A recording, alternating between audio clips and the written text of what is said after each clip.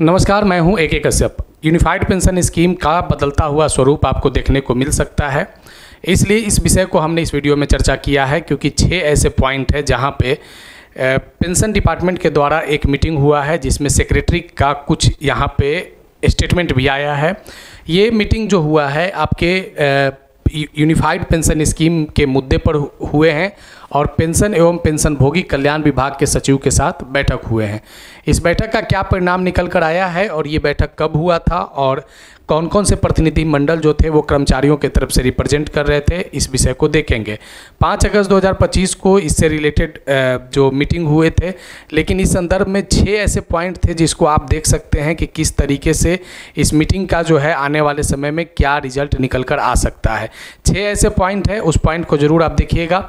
Unified pension scheme या national pension system से अगर आप संबंधित हैं, केंद्रीय कर्मचारी हैं या राज्य सरकार के कर्मचारी हैं, तो ज़रूर मेरे चैनल को सब्सक्राइब करके बेल आइकन को दबा दीजिएगा, क्योंकि आपसे संबंधित कंटेंट हम आपको लाते रहते हैं, इन्फॉर्मेशन देते रहते हैं। वीडियो अच्छा लगेगा तो लाइक शेयर जरूर कीजिएगा। अगर कोई सुझाव होगा तो आप कमेंट में लिखिएगा। देखिए, सबसे पहले यहाँ पे बात करते हैं कि 5 अगस्त 2025 के पेंशन और पेंशनभोगी कल्याण विभाग यानी department of pension and pensioners welfare और सरकारी कर्मचारी राष्ट्रीय परिसंघ GENC के बीच एक बैठक हुआ है। अब ये 5 अगस्त का न्यूज़ को ये सितंबर में चर्चा क्यों कर रहे हैं, क्योंकि यहाँ पे जो मीटिंग किया गया है इसका कुछ अब जो बदलाव है वह देखने को आपको जल्द मिल सकता है और कुछ में ये बदलाव देखने को मिला भी है। अगर हाल फिलहाल के अगर आप यूनिफाइड पेंशन स्कीम से संबंधित न्यूज़ को देखे होंगे। देखिए, यहाँ जो आप देख रहे हैं, एक जो कर्मचारियों के लिए जो प्रतिनिधि मंडल है वह है government employee national confederation GENC, और ये प्रतिनिधि मंडल 5 अगस्त 2025 को जो मीटिंग किया है, इस मीटिंग के परिप्रेक्ष्य में इस वीडियो में चर्चा करते हैं। देखिए, यहाँ पे जो पार्टिसिपेट किए थे तो department of pension and pensioner welfare के तरफ से श्री V श्रीनिवास थे और इसमें जो प्रेजेंट हुए थे वो Dhruv Jyoti Sengupta joint secretary pension department से संबंधित थे। लेकिन अब यहाँ पे इस चीज़ को देखना है क्या कि जो कर्मचारियों की तरफ से जो प्रतिनिधि मंडल था, ये कर्मचारियों के प्रतिनिधि मंडल कौन थे और इस कर्मचारी के प्रतिनिधि मंडल में जो सदस्य थे, इन लोगों ने कौन कौन से मांग को रखा था। अब इस चीज़ को आप ज़रा ध्यान से देखिएगा। देखिए, कर्मचारियों की तरफ से जो आप गवर्नमेंट एम्प्लॉय नेशनल कॉन्फेडरेशन यानी GENC जो कर्मचारियों का प्रतिनिधि मंडल था, इसमें श्री रविंद्र कुमार मिश्रा जो जनरल सेक्रेटरी हैं भारतीय प्रतिरक्षा मजदूर संघ का। उसके बाद है श्री अनंत कुमार पाल, ये सेक्रेटरी जनरल है भारतीय पोस्टल एम्प्लॉय का, और श्री वीरेंद्र कुमार शर्मा, ये वर्किंग प्रेसिडेंट है दिल्ली स्टेट BMS का। इन लोगों का जो कमेटी है, इन लोगों का जो 3 सदस्यीय जो डेलीगेशन था, ये डेलीगेशन जो है वो पेंशन डिपार्टमेंट के सेक्रेटरी के साथ इन्होंने चर्चा किया है। और चर्चा वाला 6 बिंदु कौन कौन से हैं, ये बड़ी मज़ेदार बात है।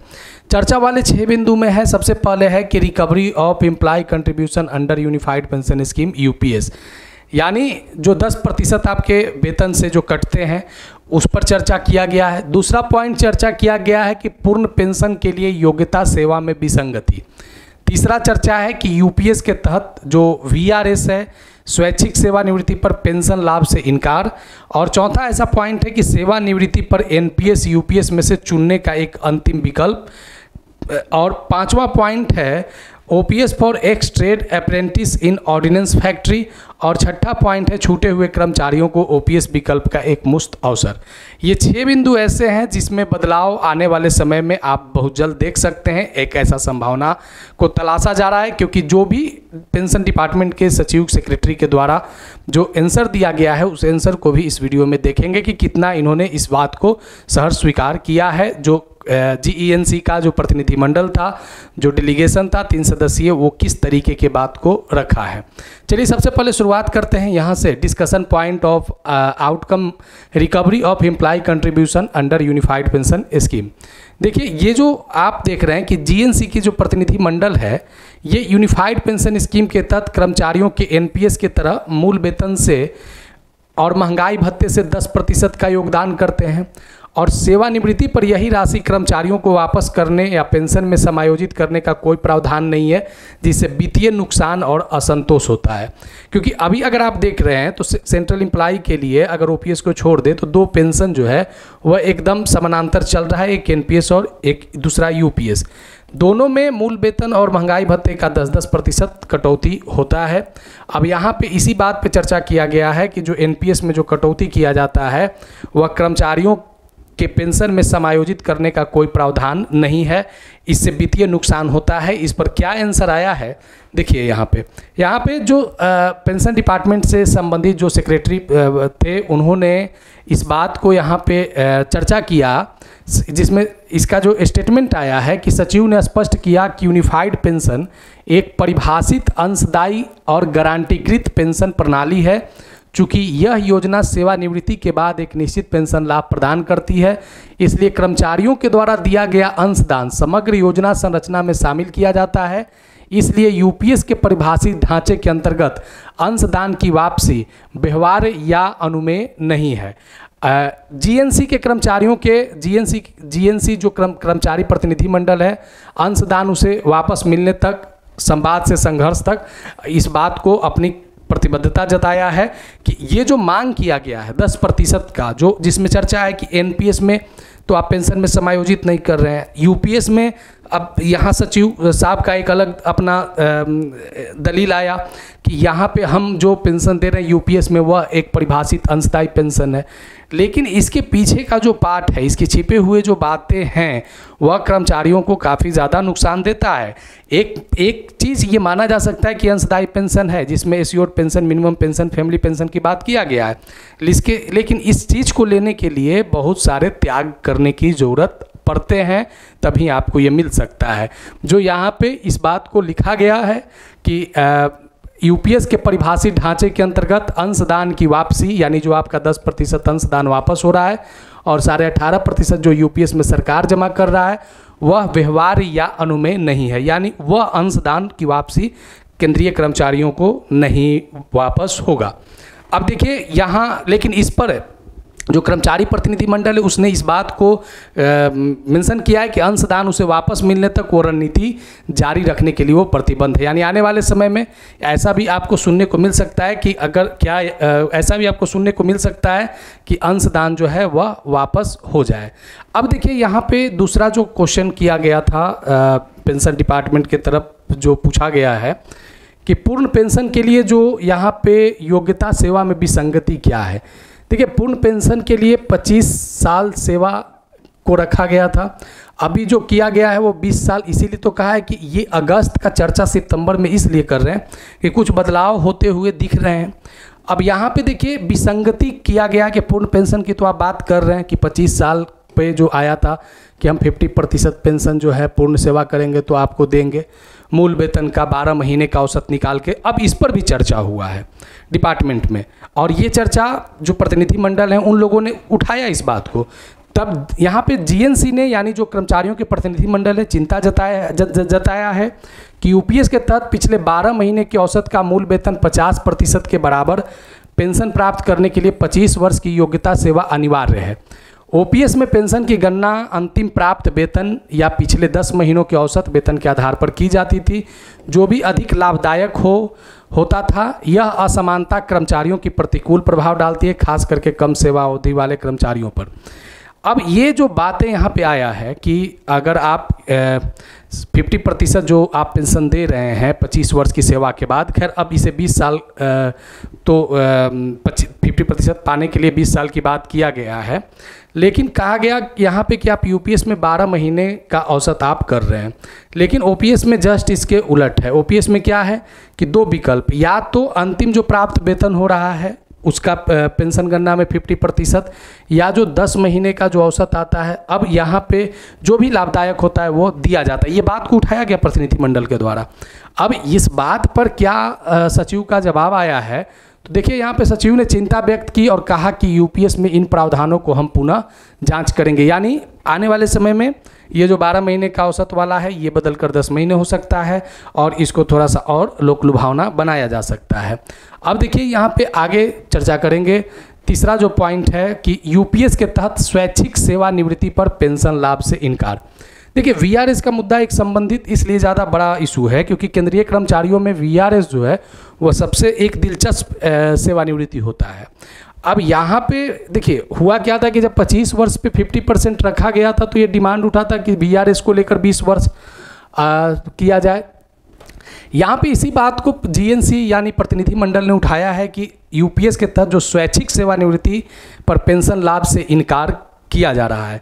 तो इस पर जीएनसी ने बताया कि यूपीएस के मौजूदा दिशा निर्देश के तहत पेंशन केवल 60 वर्ष के आयु में ही देय है।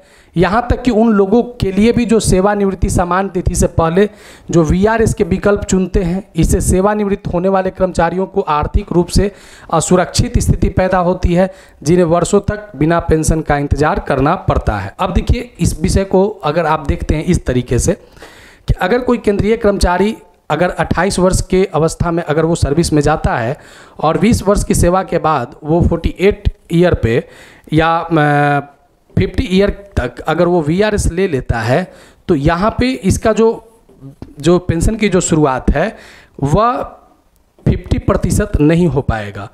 क्यों? क्योंकि उन्हें 50% के लिए कितना इंतज़ार करने पड़ेगा? 10 वर्ष का इंतज़ार करेंगे, तब उन्हें जाकर ये 20 वर्ष की सेवा के बाद भी 50% के लिए 10 वर्ष इंतज़ार करना पड़ेगा 50% के लिए। ठीक इसको के अगर उलट बात करते हैं कि अगर कोई एम्प्लॉय किसी ऐसे कुछ प्रावधान हैं जिस प्रावधान के तहत अगर कोई कर्मचारी अगर 40 ईयर में अगर वो एम्प्लॉय बनता है केंद्र सरकार का या अगर राज्य सरकार हूबहू पैटर्न को लाती है और 20 वर्ष तक अगर वो सर्विस करता है और वो 60 वर्ष में जब जाता है तब इसी 20 वर्ष के बाद सर्विस के बाद अगर वो 60 कंप्लीट कर रहा है यानी 20 सेवा के बाद 60 कंप्लीट कर रहा है तो इसे 50% जो होगा पेंशन दे होगा। लेकिन यहाँ पे यही 20 वर्ष सेवा के बाद 50% के लिए 10 वर्ष वीआरएस में और इंतज़ार करना पड़ रहा है। इस पर खूब चर्चा हुआ है और यहाँ पे एक इसका जो उत्तर आया है कि सचिव ने सहानुभूतिपूर्ण विचार व्यक्त किया है और इसमें देरी से होने वाले व्यवहारिक कठिनाइयों को स्वीकार किया है और उन्होंने आश्वासन दिया है कि विभाग इस मामले पर विचार करेगा और एक उपयुक्त स्पष्टीकरण और समाधान को जारी करेगा।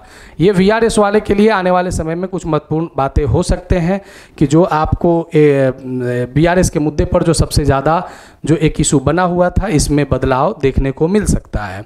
आइए देखिए चौथा नंबर पॉइंट 4 नंबर पॉइंट क्या है कि सेवानिवृत्ति पर एनपीएस और यूपीएस में चुनने का अंतिम विकल्प। ये तो बात देखिए 1 अप्रैल 2025 को जब यूपीएस आया है तो कौन सी बातें को लागू किया गया कि 3 महीने तक आप एनपीएस से यूपीएस में जा सकते हैं और एक बार जब चले जाएंगे तो वापस नहीं आएंगे। फिर जब इसमें लोगों का एनपीएस से यूपीएस में जाने की संख्या कम रहा तो फिर 3 महीने के लिए बढ़ा दिया गया।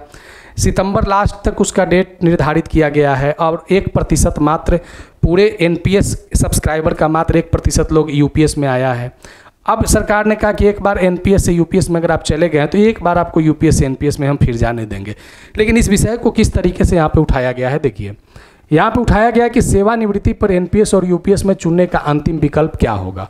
जीएनसी ने इस बात को पुरजोर वकालत किया है कि कर्मचारी को सेवानिवृत्ति के समय यानी जब कर्मचारी रिटायर हो रहे हैं चाहे वो एनपीएस में हो या यूपीएस में हो उन्हें अपनी पसंद चुनने का अंतिम अवसर दिया जाना चाहिए क्योंकि इससे वास्तविक सेवा शर्त और लाभों के आधार को वो सूचित रूप से सही निर्णय ले सके।